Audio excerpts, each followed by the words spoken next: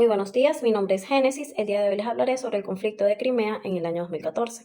Inicialmente fue parte de Rusia hasta 1954, cuando Nikita Khrushchev la transfirió a la República Socialista Soviética de Ucrania. Esta transferencia inició un periodo de tensiones culturales y políticas en la península, donde la mayoría étnica rusa se mantenía intacta. Rusia mantuvo su flota del Mar Negro en Sebastopol bajo un acuerdo de arrendamiento con Ucrania, firmado en 1997 y renovado en 2010. Este acuerdo es crucial para entender las dinámicas estratégicas en la región, ya que la presencia militar rusa se consolidó en Crimea. La tensión política en Ucrania surgió de divisiones regionales y decisiones clave que llevaron al país al límite. La intersección de intereses pro-europeos y pro-rusos generó un ambiente explosivo. Ucrania se caracterizaba por una marcada división geográfica y política. El oeste del país era pro-europeo y nacionalista, mientras que el este y el sur eran pro-rusos e industrializados, creando tensiones que culminaron en crisis. En 2013, el presidente Viktor Yanukovych rechazó un acuerdo de asociación con la Unión Europea, optando por un préstamo ruso de 15.000 millones de dólares. Esta decisión desencadenó una respuesta masiva de descontento popular. Las protestas de Euromaidán, que comenzaron en noviembre de 2013, demandaban la renuncia de Yanukovych y un acercamiento a la Unión Europea.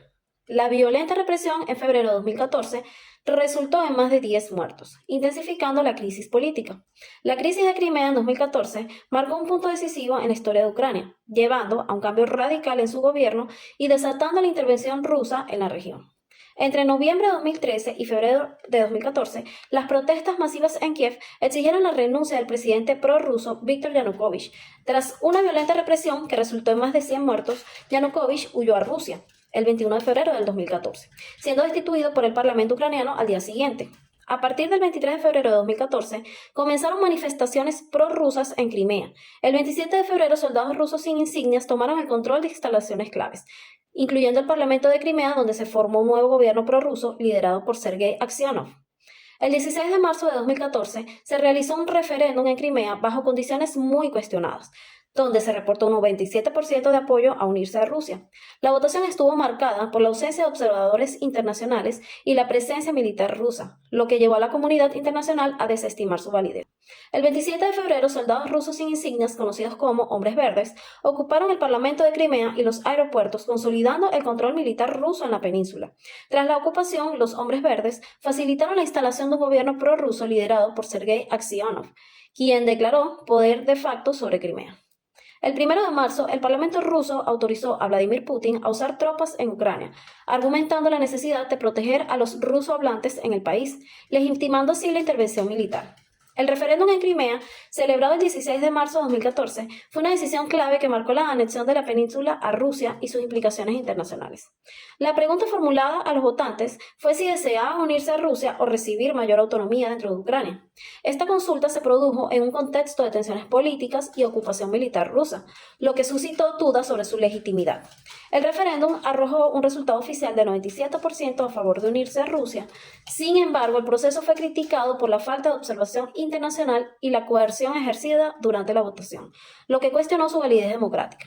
La presencia militar rusa durante el referéndum fue significativa y generó un ambiente de presión para los votantes. La ocupación militar facilitó el control del proceso electoral y contribuyó a la percepción de un voto coaccionado. Las reacciones internacionales a la crisis de Crimea fueron contundentes, reflejando un fuerte rechazo hacia la anexión rusa y la necesidad de sostener los principios de soberanía y autodeterminación. La ONU adoptó por la resolución 68-262 el 27 de marzo de 2014, declarando el referéndum en Crimea como ilegal, con 100 votos a favor, 11 en contra y 58 abstenciones. La comunidad internacional reafirmó su apoyo a la integridad territorial de Ucrania. En respuesta a la anexión de Crimea, la Unión Europea y Estados Unidos impusieron sanciones económicas a funcionarios rusos y empresas. Estas medidas incluían restricciones sobre viajes y congelación de activos, buscando presionar a Rusia para que revirtiera sus acciones. La OTAN suspendió toda cooperación con Rusia en marzo de 2014, respondiendo a la crisis en Crimea. Además, reforzó su presencia militar en Europa del Este como medida disuasoria frente a una posible expansión rusa en la región.